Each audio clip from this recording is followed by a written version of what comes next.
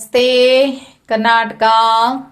ನನ್ನ ಯೂಟ್ಯೂಬ್ ಕುಟುಂಬದ ಸದಸ್ಯರೆಲ್ಲರಿಗೂ ನನ್ನ ವಂದನೆಗಳು. ಮುಂಚಾಲಮ್ಮನ ಆಶೀರ್ವಾದವನ್ನು ಪಡೆಯುತ್ತಾ ಆರಾಧ್ಯರನ್ನ ಸ್ಮರಣೆ ಮಾಡ್ತಾ ತಾಯಿ ಮಾರಿಕಾಂಬೆಯನ್ನು ಸ್ಮರಿಸುತ್ತಾ ಇವತ್ತು ನಾನು ನಿಮ್ಮ ಮುಂದೆ ಬಂದಿದ್ದೇನೆ. ನನ್ನ ಕಾರ್ಯಕ್ರಮಕ್ಕೆ ತಮಗೆಲ್ಲರಿಗೂ ಸ್ವಾಗತವನ್ನು ಕೋರುತ್ತಾ ನನ್ನ ಆರಾಧ್ಯರು ನಿಮ್ಮೆಲ್ಲರನ್ನ ಕಾಪಾಡಲಿ, ಅವರ ಕರುಣ ಕೃಪಾ ಕಟಾಕ್ಷ ಸದಾ ನಮ್ಮ ಮೇಲೆ ಇರಲಿ ಅಂತ ಹೇಳ್ತಾ ಇವತ್ತಿನ ಕಾರ್ಯಕ್ರಮವನ್ನು ಶುರು ಮಾಡ್ತಾ ಇದ್ದೀನಿ. ಇವತ್ತಿನ ಕಾರ್ಯಕ್ರಮದಲ್ಲಿ ಪ್ರತಿಯೊಬ್ಬರು ಹೇಳೋದು ಏನು ಹೇಳ್ತಾರೆ ಅಂದರೆ, ಒಳ್ಳೆಯದನ್ನು ಯೋಚನೆ ಮಾಡಿ, ಒಳ್ಳೆಯದನ್ನು ಮಾತಾಡಿ ಅಂತಾರೆ. ಒಳ್ಳೆಯದನ್ನು ಯೋಚನೆ ಮಾಡ್ತಾ ಹೋದಾಗ ಒಳ್ಳೆಯದಾಗ್ತಾ ಹೋಗುತ್ತೆ, ಒಳ್ಳೆಯ ಯೋಚನೆಗಳು ಬರಬೇಕು ತಲೆಯಲ್ಲಿ ಅಂತೆಲ್ಲ ಹೇಳ್ತಾರೆ. ಆದರೆ ಅದನ್ನು ಪೂರ್ತಿಯಾಗಿ 100ಕ್ಕೆ 100 ಅಂತ ತೊಗೊಳೋಕೆ ಕಷ್ಟ ಆಗುತ್ತೆ. ಒಂದು ಹೊತ್ತಿನಲ್ಲಿ ಒಳ್ಳೆಯ ಯೋಚನೆ ಮಾಡ್ತೇವೆ, ಇನ್ನೊಂದು ಗಳಿಗೆಯಲ್ಲಿ ನಮಗೆ ಅಯ್ಯೋ ಇದಾಗತ್ತಾ ಇದಾಗಲ್ವಾ ಏನೇನೋ ಚಿಂತೆಗಳು ಬರ್ತಾ ಹೋಗುತ್ತೆ. ಆದರೆ ನಿಜವಾಗಿ ಒಳ್ಳೆಯದನ್ನು ಯೋಚನೆ ಮಾಡುವುದರಲ್ಲಿ 100ರಲ್ಲಿ 90% ಅಂತೂ ತುಂಬ ಜನರಿಗೆ ಒಳ್ಳೆಯದಾಗುತ್ತೆ. ನಾವು ಹೇಗೆ ಒಳ್ಳೆಯದನ್ನು ಅಂದುಕೊಂಡಾಗ ಒಳ್ಳೆಯದಾಗುತ್ತೋ ಹಾಗೆ ನಾವು ಬೇರೆ ರೀತಿ ಅಂದ್ಕೊಂಡಾಗಲೂ ಬೇರೆದೇ ಆಗುತ್ತೆ. ಇದಕ್ಕೆ ಒಂದು ಉದಾಹರಣೆ, ನಮ್ಮದೊಂದು ರಾಯರ ಭಕ್ತರು. ಅವರು ಹೇಗೆ ಮಂತ್ರಾಲಯಕ್ಕೆ ಹೋಗ್ತಾರೆ ಅಂದರೆ, ಅದೇನೋ ಗೊತ್ತಿಲ್ಲ, ರಾಯರವ್ರನ್ನ ಕರೀತಾರೋ ಏನಪ್ಪ ಪರಮಾತ್ಮ, ಆ ರೀತಿ ಹೋಗಿ ಹೋಗಿ ಹೋಗಿ ಬಂದು ಮಾಡ್ತಾರೆ. ಹೋಗ್ತಾರೆ, 3 ದಿವಸ ಉಳಿತಾರೆ, ಸೇವೆ ಮಾಡ್ತಾರೆ, ಇನ್ನೊಂದು ಸ್ವಲ್ಪ ದಿವಸ ಉಳಿತಾರೆ, ಸೇವೆ ಮಾಡ್ತಾರೆ, ಹೀಗೆಲ್ಲ ಮಾಡ್ತಾ ಇರ್ತಾರೆ ಅವರು. ಆದರೆ ಅವ್ರಿಗೆ ಏನೋ ಒಂದು ಬೇಡಿಕೆ ಇದೆ, ಆ ಬೇಡಿಕೆ ಸಿಗಲಿಲ್ಲ ಅವ್ರಿಗೆ. ಇನ್ನೂ ರಾಯರ ಹತ್ರ ಹೋಗಿ ಎಷ್ಟೇ ಸೇವೆ ಮಾಡಿದ್ರು ಇನ್ನೂ ಅವ್ರು ಏನು ಅಂದುಕೊಂಡಿದ್ರು, ಅವರು ಇದೇನು ಬೇಕು ಅದು ಇದಾಗಿಲ್ಲ. ಪ್ರತಿ ಸಲ ಹೋದಾಗಲೂ ಅವರು ಯಾರೋ ಒಬ್ರು ಹೇಳ್ತಾರೆ, ಅವರಿಗೆ ಕರ್ಮ ಕಳೆಯೋದಕ್ಕೋಸ್ಕರ ಸೇವೆಯನ್ನು ಮಾಡ್ತೀವಿ, ಅಂದರೆ ನಾವೆಷ್ಟು ಸೇವೆಯನ್ನು ಮಾಡ್ತೀವಿ ಅಷ್ಟು ನಮ್ಮ ಕರ್ಮವನ್ನು ಕಳೀತಾರೆ ರಾಯರು ಅಂತ ಇವ್ರಿಗೆ ಅನಿಸುತ್ತೆ. ತುಂಬ ಸಲ ಹೋಗ್ತೀನಿ, ಎಲ್ಲದಕ್ಕೂ ಸೂಚನೆ ಕೊಡ್ತೀರಿ, ಎಷ್ಟು ದಿವಸ ಉಳಿಬೇಕಂತ ಸೂಚನೆ ಕೊಡ್ತೀರಿ, ಯಾವಾಗ ಬರಬೇಕಂತ ಸೂಚನೆ ಕೊಡ್ತೀರಿ, ಯಾವಾಗ ಹೋಗ್ಬೇಕನ್ನೋ ಸೂಚನೆ ಕೊಡ್ತೀರಿ, ಎಲ್ಲನೂ ಮಾಡು ನೀವು. ಆದರೆ ನಾನು ಕೇಳ್ತಾ ಇದ್ದದ್ದನ್ನು ಯಾಕೆ ನೀವು ಅನುಗ್ರಹ ಮಾಡ್ತಾ ಇಲ್ಲ? ತುಂಬ ಸಲ ಹೋಗಿ ಬರ್ತಾರೆ, ಯಾಕೋ ಒಂಥರ ಒಂದೊಂದು ಸಲ ಅಂದ್ಕೋತಾರೆ, ಇದು ಅಯ್ಯೋ ಕರುಣಾಮಯಿ ಅಲ್ಲ, ಯಾವಾಗಲೂ ಕೊಟ್ಟೆ ಕೊಡ್ತಾರೆ, ಬಾಯಲ್ಲಿ ಯಾವಾಗಲೂ ಬರೋದು ರಾಯರು ಕರುಣಾಮಯಿ, ರಾಯರನ್ನು ಬಿಟ್ಟು ಯಾರಿಲ್ಲ ಮತ್ತೆ, ಅದಂತೂ ನಿಜ. ಆದರೆ ಒಮ್ಮೊಮ್ಮೆ ಏನು ಅನಿಸುತ್ತಂದರೆ ರಾಯರ ಮೇಲೆ ತುಂಬ ಬೇಜಾರಾಗುತ್ತೆ. ಅಯ್ಯೋ ರಾಯರೇ, ನನ್ನನ್ನು ಅವಾಗಾಗ ಕರ್ಸ್ಕೋತೀರಿ, ಆದರೆ ನಾನು ಏನು ಕೇಳ್ತಾ ಇದ್ದೀನಿ ಅದನ್ನು ಇದು ಮಾಡ್ತಾ ಇಲ್ಲಲ್ಲ, ಯಾಕೆ? ಇನ್ನೂ ನನ್ನ ಕರ್ಮಗಳು ಎಷ್ಟಿದೆ, ಎಲ್ಲಿ ತನಕ ಈ ಕರ್ಮ ಕಳಿಬೇಕು ಅಂತೆಲ್ಲ ಅವರು ರಾಯರ ಹತ್ರ ಕೇಳ್ತಾ, ಈ ಸಲ ಅವರು ಹೋಗುವಾಗ ಏನು ಅಂದ್ಕೋತಾರೆ ನೋಡಿ, ನಾವು ಏನು ಅಂದ್ಕೋತೀವಿ ಅದು ರಾಯರಿಗೆ ಅಲ್ಲಿದ್ದರಿಗೆ ಕೇಳ್ತಾ ಇದೆ ಅನ್ನೋದು ಇದಂತೂ ಸ್ಪಷ್ಟ. ಅವಾಗ ಅಂತಾರೆ ಅವರು, ಏನಂತಾರೆ ಅಂದರೆ, ಇಲ್ಲ ನಾನು ಮತ್ತೆ ಈ ಸಲ ನೀವು ಅನುಗ್ರಹ ಮಾಡಿಲ್ಲ ಅಂತಾದರೆ ನಾನು ತುಂಗಾ ನದಿಯಲ್ಲಿ ಬಿದ್ದು ಹೋಗ್ತೀನಿ. ಅಂದರೆ ತುಂಗಾ ನದಿಯಲ್ಲಿ ಬಿದ್ದು ಹೋಗ್ಬಿಡೋದು ಇವರು, ಈ ಲೆಕ್ಕ ಇವರದ್ದು. ತುಂಗಾ ನದಿಯಲ್ಲಿ ಬಿದ್ದುಬಿಡ್ತೀನಿ ನಾನು, ನಿನ್ನ ಅನುಗ್ರಹ ಆಗದೇ ಇದ್ದರೆ ಅಂತ.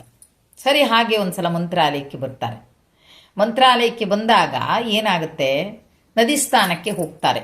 ಇನ್ನೇನು ಭಾಳ ಜನ ಸೇರಿಲ್ಲ ಅಷ್ಟೇ, ಇನ್ನೂ ಬೆಳಕು ಮಂಜು ಹರಿದಿದೆ ಅಷ್ಟೇ. ಆ ಮಂಜು ಹರಿದ್ರಲ್ಲಿ ಹೋಗಿ ಸ್ನಾನಕ್ಕೆ ನಿಂತಿದ್ದಾರೆ, ಸ್ನಾನ ಮಾಡ್ತಾ ಇದ್ದಾರೆ. ಆದರೆ ನೋಡಿ, ರಾಯರು ಏನು ಮಾಡಿದ್ದಾರೆ ಹೇಳಿ? ಅವರು ಏನು ಹೇಳಿದ್ದಾರೆ? ನನಗೆ ಈ ಸಲ ನೀ ಅನುಗ್ರಹ ಮಾಡದೇ ಇದ್ದರೆ ನಾನು ನದಿಯಲ್ಲಿ ಬೀಳ್ತೀನಿ ಅಂತ ಹೇಳಿದ್ದಾರೆ. ಕೊನೆಗೂ ನದಿಯಲ್ಲಿ ಕೊಚ್ಕೊಂಡು ಹೋಗ್ತಾರೆ. ನದಿಯಲ್ಲಿ ಕೊಚ್ಕೊಂಡು ಹೋಗ್ತಾ ಇರೋ ರಭಸಕ್ಕೆ ಅವರ ಕೈಯೆಲ್ಲ ಗಾಯ ಆಗಿದೆ. ಯಾಕಂದರೆ ಬಂಡೆಗಳು ಅರ್ಚಿ ಗಾಯಗಳಾಗಿದೆ. ಒಂದು ಕ್ಷಣ ಆ ಸಾವು ಅಂದರೆ ಏನು ಅನ್ನೋದು ಅವ್ರ ಎದುರುಗಡೆ ಬಂದ್ಬಿಡುತ್ತೆ. ರಾಘವೇಂದ್ರ ಅಂತ ಇದ್ದಾರೆ, ಆದರೆ ಎಲ್ಲೂ ನಿಲ್ತೇ ಇಲ್ಲ, ಸುಮ್ಮನೆ ಹೋಗ್ತಾ ಇದ್ದಾರೆ. ಅವ್ರಿಗೆ ಆವಾಗ ಅಂದುಬಿಡ್ತು, ಇನ್ನು ನಾನು ಬದುಕೋದಿಲ್ಲ ಅಂತ. ನಾನು ನೀರಿ ಬೀಳ್ತೀನಿ ಅಂತ ಅಂದಿದ್ದೆ, ಆದರೆ ನಾನು ಇವತ್ತು ಏನು ಅಂದಿದ್ನೋ ಅದೇ ಗೊತ್ತಿಲ್ಲ, ಆಗ್ತಾ ಇದೆ. ಆ ಒಂದು ಕ್ಷಣದ ಇದು ಹೇಳ್ತಾರೆ, ಒಂದು ಕ್ಷಣದೊಳಗೆ ಈಗ ಇದ್ದೀನಿ ನಾನು, ಇನ್ನೊಂದು ಕ್ಷಣಕ್ಕೆ ನಾನು ಬೀಳ್ತೀನಿ, ಇನ್ನೊಂದು ಕ್ಷಣದಲ್ಲಿ ಇದು ಮಾಡ್ಕೊಂಡು ಹೋಗ್ತಾ ಇದ್ದೀನಿ ಅಂದಾಗ ಆ ಕಣ್ಣು ಮುಂದೆ ಅದು ಬಂದು ನಿಂತು ಬಿಡುತ್ತೆ. ಆದರೂ ಬಾಯಲ್ಲಿ ರಾಘವೇಂದ್ರ ಅಂತ ಕೂಗ್ತಾನೆ ಇದ್ದೇನೆ. ಕೊನೆಗೂ ಒಂದು ಸಣ್ಣ ಬಂಡೆ ಸಿಗುತ್ತೆ, ಆ ಬಂಡೆನ ಗಟ್ಟಿ ಮಾಡಿ ಹಿಡ್ಕೋತಾರೆ. ಆಗ ಗೊತ್ತಾಗುತ್ತೆ ರಾಯರು ಕಾದ್ಬಿಟ್ರು ಅಂತ. ಆಗ ಅಲ್ಲಿದ್ದಂಥ ಒಂದು 4-5 ಜನ ಸರಪಳಿ ಟೈಪಲ್ಲಿ, ಅಂದರೆ ಕೈ ಹಿಡ್ಕೊಂಡು ಬಂದು ಅಡ್ಡ ಬಂದು ನಿಂತು ಇವರನ್ನು ಸೇವ್ ಮಾಡಿ ಮೇಲ್ಗಡೆ ಕರ್ಕೊಬರ್ತಾರೆ. ಅದೇ ಅಂತಾರೆ, ಹೋಗಿ ಸ್ನಾನಕ್ಕೆ ನಿಂತಿದ್ದೀನಿ, ಸ್ನಾನಕ್ಕೆ ನಿಂತು ಒಂದೆರಡು ನಿಮಿಷದಲ್ಲೇ ನಾನು ತೇಲ್ಕೊಂಡು ಹೋಗ್ಬಿಟ್ಟಿದ್ದೀನಿ. ಅದೊಂದೆರಡು ನಿಮಿಷದಲ್ಲೇ ನಾನು ಸುಮಾರು ದೂರ ಹೋಗಿದ್ದೀನಿ, ಏನೇನೋ ಆಗ್ಬಿಟ್ಟಿದೆ ನನ್ನ ದೇಹಕ್ಕೆ. ಮತ್ತೆರಡು ನಿಮಿಷದಲ್ಲಿ ಮಾನವ ಸರಪಳಿ ಮಾಡ್ಕೊಂಡು ಬಂದು ನನ್ನನ್ನು ರಕ್ಷಣೆ ಮಾಡಿದ್ದಾರೆ. ಇನ್ನೊಂದು ಎರಡು ನಿಮಿಷದಲ್ಲಿ ನಾನು ಮೇಲ್ಗಡೆ ಇದ್ದೀನಿ. ಎಂಥ ಆಶ್ಚರ್ಯ ಅಂದರೆ, ಒಂದು ಕ್ಷಣಕ್ಕೆ ಪಿಕ್ಚರ್ ಹಾದು ಹೋದಂಗೆ ಆಯಿತು ಅಂತಾರೆ. ಅದು ಇದು ಮಾಡ್ಕೊಳ್ಳೋಕ್ಕೂ ಸಾಧ್ಯ ಇಲ್ಲ. ಒಂದು ಕ್ಷಣದಲ್ಲಿ ಎಲ್ಲ ಮುಗಿದೋಯ್ತು. ಒಂದೊಂದು ಕ್ಷಣದಲ್ಲಿ ಇನ್ನು ಬದುಕದೇ ಇಲ್ಲ, ನನ್ನ ಮುಗಿದೋಯ್ತು ನನ್ನ ಕತೆ ಅಂತ ಅಂದುಕೊಂಡಿರುವಂಥ ನನಗೆ ಅವಾಗ ಏನೂ ಬಾಯಲ್ಲಿ ಬರ್ತಾ ಇಲ್ಲ. ರಾಘವೇಂದ್ರ ಅನ್ನೋದೊಂದೇ ಬಾಯಲ್ಲಿ ಬರ್ತಾ ಇದೆ. ಆದರೆ ನನಗೆ ಯಾವ ಇದು ಇಲ್ಲ, ಎಲ್ಲಿ ಯಾವುದನ್ನು ಹಿಡ್ಕೊಳಕ್ಕಾಗ್ತಿಲ್ಲ, ಅಷ್ಟು ರಭಸವಾಗಿ ಹೋಗ್ತಾ ಇದ್ದೀನಿ. ಅದ್ರ ಕೊನೆಗೆ ಒಂದು ರಾಯರು ಕೊಟ್ಟಿರೋ ಒಂದು ಸಣ್ಣ ಬಂಡೆಕಲ್ಲು, ಆ ಕಲ್ಲಿನ ಆಧಾರದ ಮೇಲೆ ನಿಲ್ತೀನಿ. ಆಮೇಲೆ ಅವರು ಬಂದು ನನ್ನನ್ನು ರಕ್ಷಣೆ ಮಾಡಿ ಮೇಲೆ ತಂದು ನಿಲ್ಲಿಸ್ತಾರೆ. ಆಗ ನಾನು ಅಂದ್ಕೋತೀನಿ, ನಾನು ಏನು ಅಂದಿದ್ದೀನಿ, ನೀವು ಅನುಗ್ರಹ ಮಾಡದೇ ಇದ್ದರೆ ನಾನು ಹೊಳೆಗೆ ಹಾರ್ತೀನಿ ಅಂತ ಹೇಳಿದ್ದೀನಿ. ಆದರೆ ಅದು ನಡೆದೇ ಹೋಯ್ತಲ್ಲ ತಂದೆ. ಆದರೆ ರಾಯರ ಅನುಗ್ರಹ ಆಗಿತ್ತೋ ಇಲ್ಲ ಅನ್ನೋದು ಇಲ್ಲೇ ಗೊತ್ತಾಯಿತು ಅವರಿಗೆ. ರಾಯರ ಅನುಗ್ರಹ ಆಗಿದ್ದಕ್ಕೆ ಒಂದು ಬಂಡೆಕಲ್ಲು ಸಿಕ್ಕಿ ಆ ಬಂಡೆಕಲ್ಲನ್ನು ಗಟ್ಟಿಯಾಗಿ ಹಿಡ್ಕೊಂಡು ನಿಂತ್ಕೊಂಡಿದ್ದಾರೆ ಅವರು. ಅಲ್ಲಿ ಒಂದು 4-5 ಜನ, ಆಗಷ್ಟೇ ಎಲ್ಲರೂ ಸ್ನಾನಕ್ಕೆ ಬರಲಿಲ್ಲ. ಆಗಷ್ಟೇ ಅಂದರೆ ಅವ್ರು ಯಾವಾಗಲೂ ಹೋದರೆ ಬೇಗ ಸ್ನಾನಕ್ಕೆ ಹೋಗೋರು, ಹೊಳೆಗೆ ಸ್ನಾನ ಮಾಡಿಕೊಂಡೇ ಬರೋರು ಅವರು. ಆವಾಗ ಏನಾಗುತ್ತೆ, ಬಂದು ಹಿಡ್ಕೊಂಡು ಆವಾಗ ಗೊತ್ತಾಗುತ್ತೆ ರಾಯರ ಅನುಗ್ರಹ ನನ್ನ ಮೇಲಿದೆ ಅಂತ. ರಾಯರ ಅನುಗ್ರಹ ಒಂದು ಇಲ್ಲ ಅಂತಾಗಿದ್ರೆ ಅವ್ರು ಹೋಗ್ಬಿಟ್ಟರು.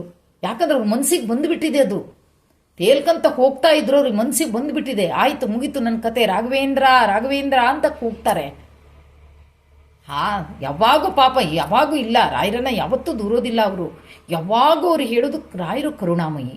ಆ ಕರುಣೆ ಇದ್ದಷ್ಟು ಯಾರಿಗೂ ಕರುಣೆ ಇಲ್ಲ, ಅಷ್ಟು ಕರುಣಾಮಯಿ ನಮ್ಮ ರಾಯರು ಅಂತ. ಆದರೆ ಆ ಒಂದು ಕ್ಷಣದಲ್ಲಿ ಬೆಂಗಳೂರಲ್ಲಿ ಹಾಕ್ಕೊಂಡು ಆಡಿರೋ ಮಾತು, ನಾನು ಹೊಳೆಗೆ ಬಿದ್ದು ಹೋಗ್ತೀನಿ, ನನ್ನ ಅನುಗ್ರಹ ನಿನ್ನ ಮೇಲೆ ಇದೆಯೋ ಇಲ್ಲೋ ಅನ್ನೋದಕ್ಕೆ ರಾಯರು ಮಾಡಿರುವಂಥ ಪವಾಡ ಆಯಿತು. ಯಾಕಂದರೆ ಕುಚ್ಕೊಂಡು ಹೋಗ್ತಾರೆ ನೋಡಿ, ಅರ್ಥ ಮಾಡ್ಕೊಳ್ಳಿ ನೀವು. ಎಲ್ಲ ಒಂದೊಂದು ನಿಮಿಷದಲ್ಲಿ ನಡೆದೋಯ್ತು ಅಂತಾರೆ. ಒಂದೊಂದು ನಿಮಿಷದಲ್ಲಿ ನಡೆದೋಯ್ತು ಅಂದರೆ ನಿಜವಾಗಿ ಭಕ್ತನೊಬ್ಬನಿಗೆ ತೋರಿಸ್ಕೊಡೋಕ್ಕೆ ನಾನಿದ್ದೀನಿ ನಿನ್ನ ಜೊತೆಗೆ, ನಿನ್ನ ಅನುಗ್ರಹ ಮಾಡುವಂಥ ದಿನ ಇದೆ ಅನ್ನೋದನ್ನು ತೋರಿಸ್ಕೊಡೋಕ್ಕೋಸ್ಕರನೇ ರಾಯರು ಅವ್ರು ಆಡಿದ ಮಾತನ್ನು ನಿಜ ಮಾಡಿಬಿಟ್ರು. ಹಾರ್ತಿ ಅಲ್ವಪ್ಪ, ಹೋಗು ಸ್ನಾನಕ್ಕೆ ಹೋದನೆ ಬಳ್ಕೊಂಡು ಹೋಗಿ ನೀನು ಅಂತ. ಕೊನೆಗೂ ರಾಯರ ಅನುಗ್ರಹ ಆಗಿದ್ದಕ್ಕೆ ಅವರು ಹೇಳುವಾಗಲೇ ಅಂತಾರೆ, ನಗ್ತಾರೆ ಹೇಳುವಾಗ.